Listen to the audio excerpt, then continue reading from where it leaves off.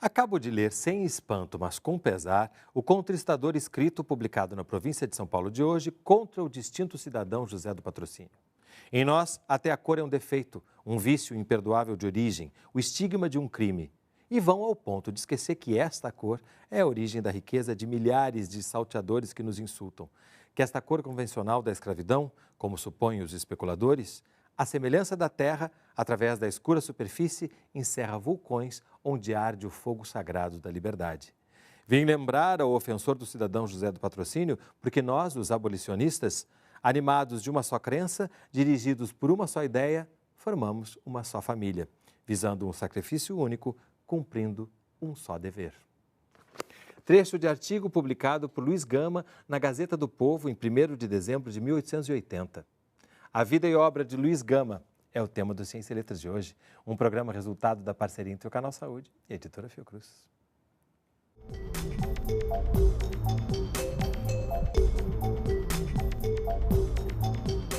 Conversam comigo no estúdio do Canal Saúde Lígia Fonseca Ferreira, bacharel em letras e biógrafa de Luiz Gama, e o ator Del Garcês, que faz Luiz Gama no espetáculo Luiz Gama, uma voz pela liberdade. Sejam bem-vindos. Obrigado. Queria começar só dizendo que Luiz Gama nasceu em Salvador, em 21 de junho de 1830, e começar falando pela infância dele, que eu acho que nos fala muito sobre quem Luiz Gama se tornou. E ao falar da infância, não se pode deixar de falar de Luísa Maim. Ele tem, inclusive, um poema lindo que ele fala à minha mãe, que diz: era muito bela e formosa, era a mais linda pretinha da adusta Líbia rainha, e no Brasil, pobre escrava. Ó, que saudades que eu tenho dos seus mimosos carinhos, quando com os tenros filhinhos ela sorrindo brincava. Como Luísa Maim entra nessa história ou acaba até conduzindo a história de Luiz Gama, mesmo na ausência? Mesmo na sua ausência, eu acho muito bem lembrado isso que você diz. O que nós sabemos de Luísa Maim foi justamente através de uma carta que Luiz Gama dirige a um jovem amigo, naquela época jovem, havia quase uma diferença de 26 anos, entre ele e Lúcio de Mendonça, que é uma figura bastante importante aqui no Rio de Janeiro, por ter sido um dos fundadores da Academia Brasileira de Letras. Mas naquele momento ainda, Lúcio de Mendonça era muito jovem. Nessa carta, Luiz Gama fornece, a pedido do próprio Lúcio de Mendonça, algumas informações sobre sua infância na Bahia. Então, é o que nós conhecemos a respeito, né, da sua infância, e é a primeira vez que o Luiz Gama, então, vai se referir aos seus pais e à sua mãe. Não é que ele descreve de uma maneira belíssima, numa carta que também aí foi colocada na íntegra, como outros textos desse livro, né? E ele descreve a Luísa Maim como uma africana, livre, fala do seu temperamento insofrido, vingativo, altivo, era quitandeira e envolveu-se naquela década tão fértil em revoluções, em revoltas em Salvador. Ele faz o retrato de sua mãe, sem, contudo, ter mencionado a sua participação na Revolta dos Malísios. Daí foi uma construção que vem mais tarde, não é? Mas ele simplesmente diz, e era verdade, que acho que praticamente todos os negros ou africanos da cidade de Salvador, naquele momento, tiveram, e não só, né? A gente, além das revoltas negras, nós tivemos revoltas como a Sabinada, enfim. Era uma província e principalmente uma capital que dava muito trabalho ao Império naquele momento. Eu mostrei aqui o seu livro com a palavra Luiz Gama, porque além das suas colocações da organização que nos situam, tem muito a palavra dele e isso é bem impactante. Aliás, Luiz Gama é impactante. E aí a gente fica pensando como nos subtraem esse conhecimento nas escolas.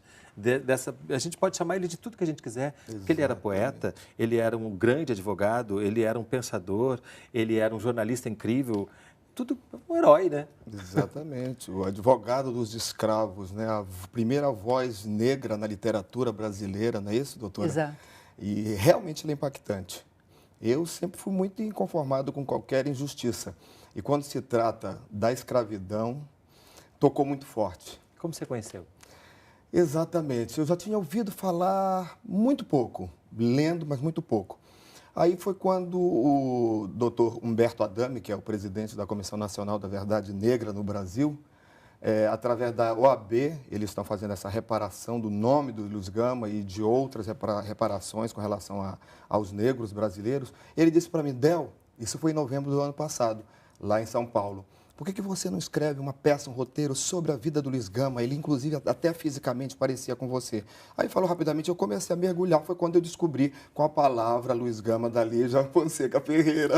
E que nos traz essa oportunidade, né, de conhecer a história dele também a partir do que ele escreveu. Exatamente. Tem um dado muito interessante e eu acho que o fato de ter se transformado nessa peça que hoje o Del Garcês está fazendo e que eu desejo que ela dure por muito tempo e percorra esse Brasil é o seguinte.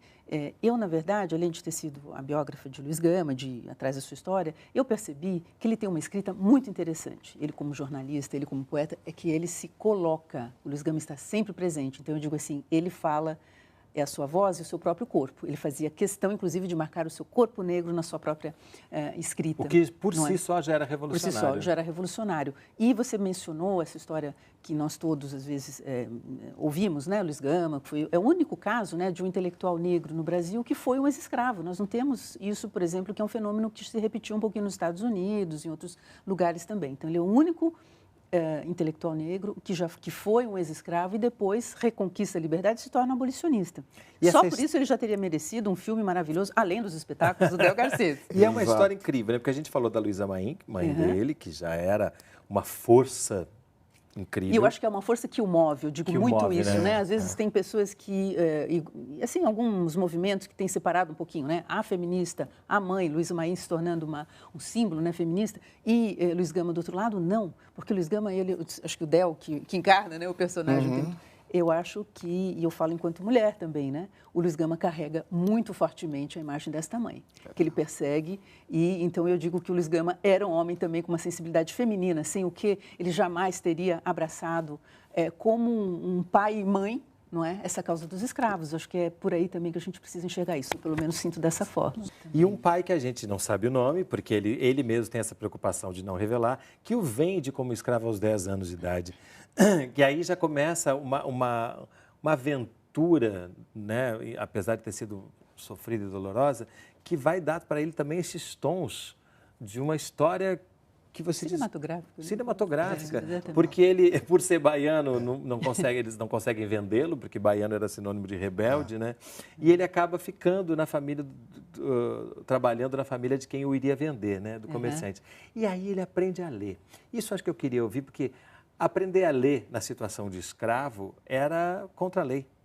Como é que a gente pode entender isso na vida do Luiz, né? Esse momento em que essa transformação traz à tona a grande pessoa que ele foi. O Luiz Gama, a gente vê, depois por todos os relatos, e eu dizia há pouco para você na nossa conversa anterior ao programa, que ele teve muitos amigos fluminenses, né, que ele encontrou pelo fato de eles terem ido estudar na Faculdade de Direito lá em São Paulo. Tínhamos 2 faculdades de Direito naquele momento, a de Recife e a de São Paulo.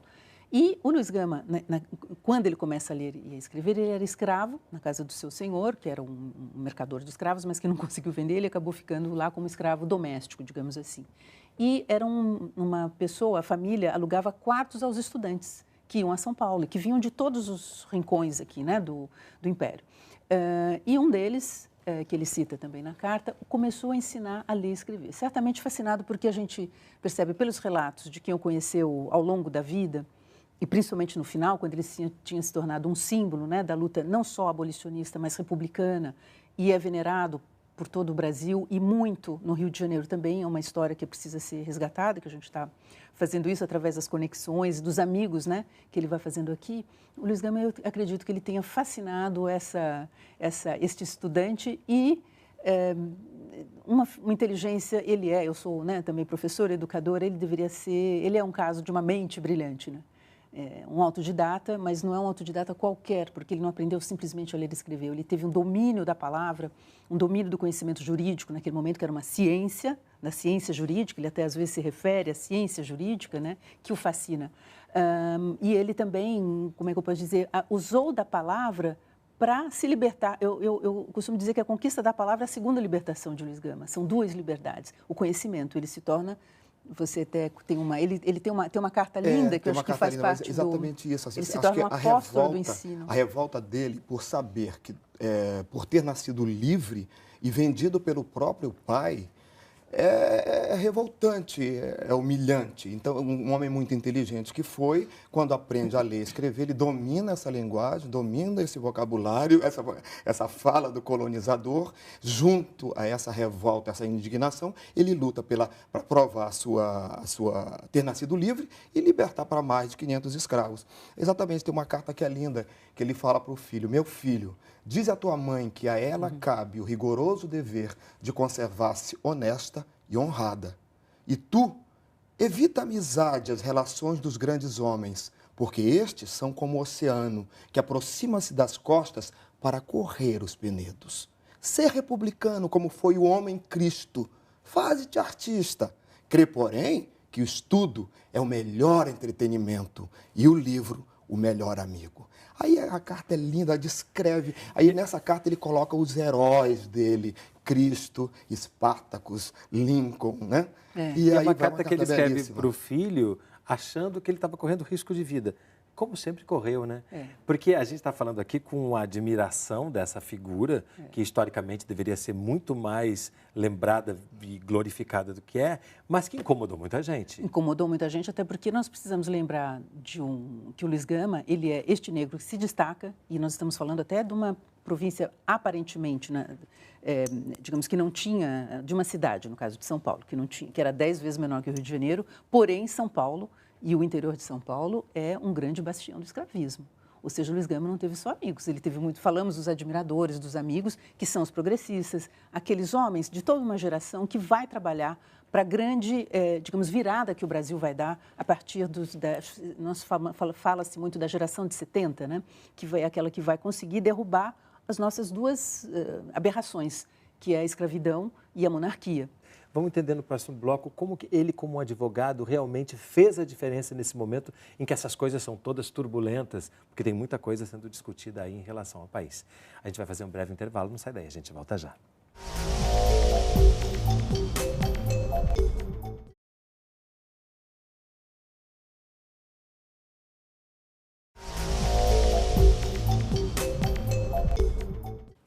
Ciência e Letras está de volta conversando sobre a vida e obra de Luiz Gama. Comigo, no estúdio do Canal Saúde, Lígia Fonseca Ferreira e Del Garcês. Lígia, aproveitar aqui no seu livro com a palavra Luiz Gama, que você recupera, além de poemas, artigos, cartas e máximas, esta figura incrível. Num determinado poema ele fala dentro, né, porque alguns poemas são longos para a gente ler aqui, mas no álbum do meu amigo J.A. da Silva Sobral, ele tem um trecho que diz: ciência e letras não são para ti, pretinho da costa não é gente aqui. Ouvindo o conselho da minha razão, calei o impulso do meu coração. Se o muito que sinto não posso dizer, do pouco que sei não quero escrever. Não quero que diga que fui atrevido e que na ciência sou intrometido. Desculpa, meu caro amigo, eu nada posso te dar. Na terra que rege o branco, nos privam até de pensar. Ao peso do cativeiro, perdemos razão e tino, sofrendo barbaridades em nome do ser divino. Eu acho que ele traz aqui algumas questões fundamentais, porque ele é muito crítico em relação aos juristas e aos clérigos, como se dizia, que é uma percepção bastante atual de que essas instituições que deveriam estar a favor das pessoas, muitas vezes estavam coniventes com a escravidão e com as barbaridades de então, né? Exatamente. Agora, nessa quadrinha, né, o livro de Luiz Gama escreveu um único livro, né, que é posso mostrar aqui? Pode, por favor. São as primeiras trovas burlescas de Luiz Gama. Eu reuni, digamos, as duas obras a partir das duas edições que existiram em vida de Luiz Gama. Esse daqui, então, é uma edição semicrítica, né, com ensaios introdutórios. Este poema, e principalmente essas quadrinhas que você leu, apesar, né, trata-se de um livro que reúne sátiras políticas, sociais, como você disse, esse olhar crítico de Luiz Gama é um traço, né, de sua personalidade. E aqui ele era muito jovem, ele tinha 29 anos quando ele escreveu esse livro, que foi a sua entrada no mundo das letras. Ele publica uma primeira edição desse livro em São Paulo, depois uma edição aumentada no Rio de Janeiro, em 1861. E essa quadrinha, que pode parecer apenas assim uma coisa simples, ela está falando de questões muito profundas. Ciências e letras não são para ti, Pretinha da Costa não é gente aqui. Pretinhas e pretinhos, né? E pretinhos. Então, eu, por exemplo, já não seria ninguém naquele momento. Luiz Gama está falando do quê? De uma ideologia reinante que coloca o negro, ou todo pessoa de origem africana, né? Todo afrodescendente, se a gente colocar assim, como incapaz, eram teorias científicas, porém pseudo, falsamente científicas, né? Que hierarquizavam, criaram a desigualdade entre as raças, dizendo que a raça africana, portanto, que justificava a sua escravidão, era aquela que não tinha, né, os descendentes não tinham habilidades para a filosofia, para as ciências, para o pensamento abstrato.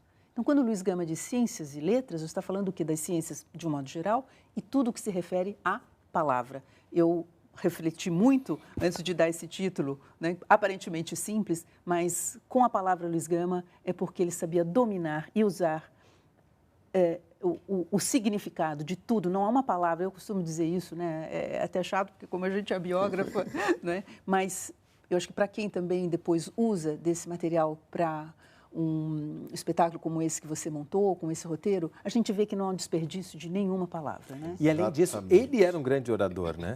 Quando ele falava, todo mundo ficava hipnotizado. Né? E essa sátira era uma coisa assim contundente, causava assim um efeito. Tem a questão da bodarrada também, naquele poema dele, quando as pessoas da época denominavam o negro, né, como um ser inferior e por isso eles eram bodes, né? Então esse termo, ele tem uma frase, uma parte que ele diz: bodes há de toda casta, porque a espécie é muito vasta. Não é isso? Exatamente.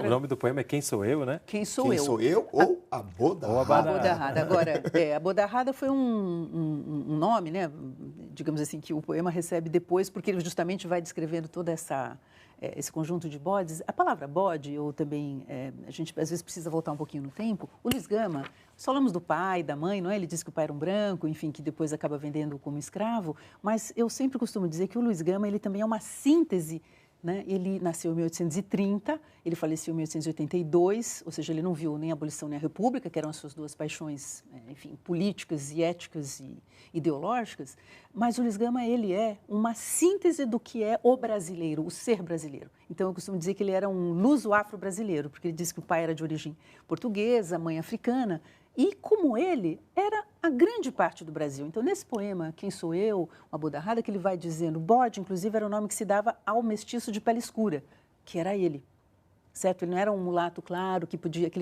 ele criticava muito, né? Os mulatos esbranquiçados, que renegavam os seus patrícios, as vovós pretas minas, vindas da África, não é? Então, o Luiz Gama, quando ele faz a descrição dos bodes, bodes há de toda casta, pois que a espécie é muito vasta, ele está falando do corpo social do Brasil, daquele momento. Não tem corrente imigrantista, ainda não havia chegado, né? Então, é a matriz brasileira daquele momento. Portanto, eu costumo dizer que o Luiz Gama, ele tem a cor e o corpo e a voz de um Brasil muito particular, uma voz muito diferente, e às vezes, uma postura, uma maneira de olhar para a nossa sociedade que foi única. E que às vezes é atual. Não tolero. Pois é. É isso que eu lembrando exatamente desse poema. Não tolero, se você quiser me complementar, você conhece? Claro, Não tolero o olha. magistrado? Não tolero o magistrado que do brio descuidado vende a lei, trai a justiça, faz a todos injustiça. Com rigor deprime o pobre, presta abrigo ao rico, ao nobre, e só acha horrendo o crime no mendigo que deprime. Olha a atualidade disso. Pois é, e aí a gente vê como que ele, que teve essa trajetória que a gente veio traçando aqui, se transforma num advogado provisionado. Isso. Por não ter cursado, né? Ele nunca recebeu nenhuma educação formal. Isso é importante dizer. E foi um dos grandes advogados que esse país já teve. Exatamente. No Brasil, até a década de 30, 1930, você podia advogar em primeira instância desde que você comprovasse os seus conhecimentos jurídicos, né? Então, você era um advogado provisionado. Você tinha uma espécie de licença, autorizações especiais que duravam X anos, acho que 4 anos. Inclusive, no meu livro tem uma reprodução de uma das provisões que Luiz Gama recebeu, não é? E ele advogava, ele podia, em algumas regiões, etc., né? Porque, aliás, ele vai atuar não só na cidade de São Paulo, mas também no interior escravista de São Paulo. E ele se torna esse advogado que raramente vai perder uma causa, mas a partir de um determinado momento, o Luiz Gama ele se torna advogado de profissão. Então, quando ele diz na carta, aquele trechinho, né? Eu advogo pela causa... Eu advogo de graça, por dedicação sincera à causa dos desgraçados. Não pretendo lucros, não temo violências. Exatamente. Então, no foro e na tribuna ganho pão para mim e para os meus, que são todos os pobres, todos os infelizes. E para os míseros escravos, que em número superior a 500, tenho arrancado as garras do crime. As garras do crime, aqui estavam submetidos, que era a escravidão, né? Que era a escravidão e outra coisa. Por exemplo, aqui ele está dizendo, quer dizer, olha só por quem ele advoga. Não é apenas os escravos. Perfeito. Não é? Então, se a gente comparar, é hoje uma boa parte da população brasileira que ainda se encontra, digamos, desamparada pela justiça. O Luiz Gama fazia uma grande diferença entre direito e justiça. Ele era um apaixonado pela ciência do direito. Ele dizia, bom, eu sou apaixonado e defenderei o direito, mesmo que a justiça não me dê razão. Então, isso é uma coisa revolucionária naquele momento. E o Luiz Gama desponta, assim, como um pensador.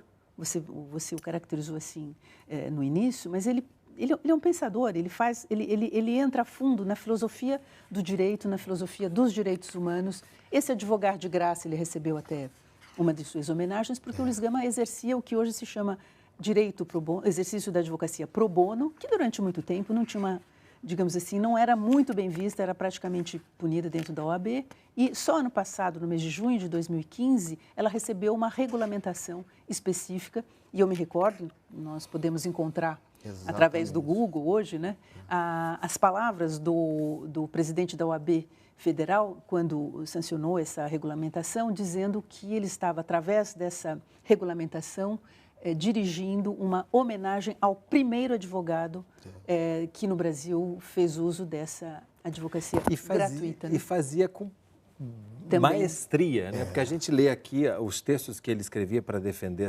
essas pessoas, são textos incríveis, né? E tem também, você fala aqui com a palavra Luiz Gama Pensador, só uma frasezinha de um dos vários... das máximas, que fala assim, a religião seria a luz do mundo se os padres não fossem homens, nem as igrejas praças de comércio. Naquele momento ele fala da Igreja Católica, mas em alguns textos, ele inclusive na Carta ao Filho, ele diz, não te filies a seita nenhuma religiosa.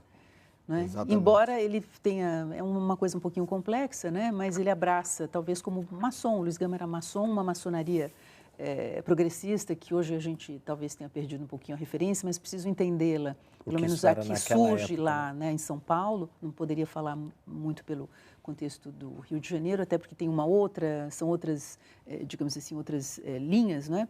Mas a que surge lá é bastante progressista, republicana, e a gente sabe que é uma sociedade, digamos, transnacional, né? Essa associação da maçonaria, que era uma rede.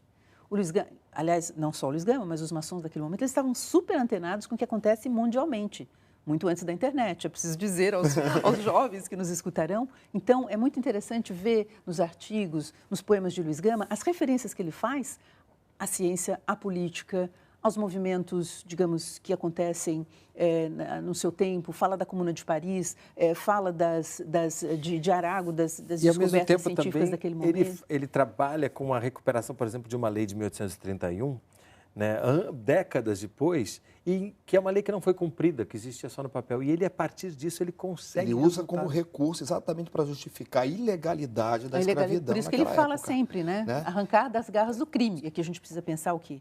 Luiz Gama foi tudo isso que você já mencionou e era um homem também muito presente na mídia. Eu acho que ele seria hoje um colega seu, de você. Ele tinha o apoio da imprensa, a imprensa o ajudou muito. Ele tinha as portas da imprensa, digamos, liberal e republicana, eram franqueadas, né, Luiz Gama, e inclusive isso daqui são elementos que eu espero em breve poder trazer com mais segurança, né, são pesquisas longas, né, mas quero trazer um pouquinho digamos assim, a abertura que Luiz Gama teve na imprensa da corte nos seus últimos anos. Isso aqui foi importante porque é a partir também daqui, né, do Rio de Janeiro, que a voz dele ainda alcança, né, vai ter uma audiência ainda maior. Mas ele foi muito reverenciado por seus... Eu tenho certeza que nenhum de nós aqui, e você também não, quando estudamos esse capítulo, ouvimos falar dos abolicionistas negros. Nos Estados Unidos, a gente conseguiria imaginar uma coisa dessa? Jamais. E aí, por isso que você diz, né, ao longo do século XX, porém, várias facetas desse homem plural foram se esmaecendo. Né? Essa importância que ele teve no final do século XIX, a conquista revolucionária. O símbolo que ele foi para muitos republicanos, e que talvez seja por isso que ele não é ensinado, né? É o medo que esse símbolo permaneça, exatamente, mostrando as possibilidades de todos nós e as revoluções que podemos fazer, né? Mas, olha, infelizmente esse programa é mínimo para uma obra desse tamanho, mas eu acho que fica esse estímulo para que as pessoas assistam o espetáculo, para que as pessoas leiam os livros, para que as pessoas pesquisem, porque Luiz Gama, que você falou, né, representa o Brasil e representa esse Brasil que precisa ser redescoberto. E é um Brasil que está se reidentificando com isso também. Nós temos um Brasil hoje, né, que, contrariamente ao que a gente imaginava no século XX, nós temos 53% da população brasileira que é um pouquinho bodinha, ou seja, ela está reconhecendo a sua ascendência africana com muito orgulho, né, coisa que... E com Luiz Gama, com mais orgulho ainda. Parabéns pelos trabalhos e brigadíssimo pela presença. Muito obrigado. Obrigada a você também. O programa Ciência e Letras é resultado de uma parceria entre o Canal Saúde e a Editora Fiocruz. Se você quiser entrar em contato conosco, mandar sua crítica ou sugestão de leitura, nosso endereço eletrônico é canalsaude.fiocruz.br ou então acesse a nossa página no Facebook. A gente se vê no próximo programa. Até lá! Para entrar em contato com a Editora Fiocruz, acesse www.fiocruz.br/editora ou ligue para 21 3882 9007.